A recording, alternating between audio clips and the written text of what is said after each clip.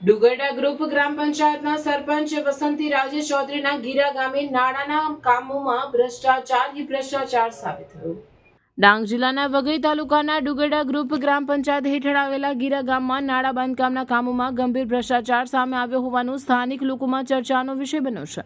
સરપંચ વસંતી રાજેશ ચૌધરીના તાબા હેઠળ કરવામાં આવેલી આ કામગીરીમાં નીચી કક્ષાના મટીરીયલનો ઉપયોગ તથા ગેરરીતિપૂર્વક કામ થવાના આક્ષેપો ઉઠ્યા હતા। આ મામલે તાલુકા વિકાસ અધિકારી તથા તાલુકા પંચાયતના બાંધકામ ઇજનેરે સ્થળ પર જઈ તટસ્થ તપાસ હાથ ધરી હતી। તપાસ દરમિયાન નાળા બાંધકામમાં ખામીઓ તથા ભ્રષ્ટાચારના તથ્યો સામે આવતા જૂના નાળાને તોડી નવી કામગીરી હાથ ધરવા માટે આદેશ આપવામાં આવ્યો છે।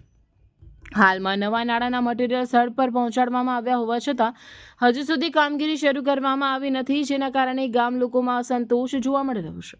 લોકો પ્રશ્ન ઉઠાવી રહ્યા છે કે જ્યારે ભ્રષ્ટાચાર સામે કાર્યવાહી થઈ ચૂકી છે ત્યારે નવી કામગીરી શરૂ કરવામાં વિલંબ શા માટે થઈ રહ્યો છે।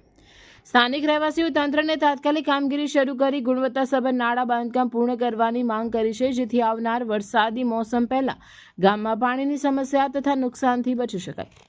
રિપોર્ટર રમેશ મહાલા, ડાંગ।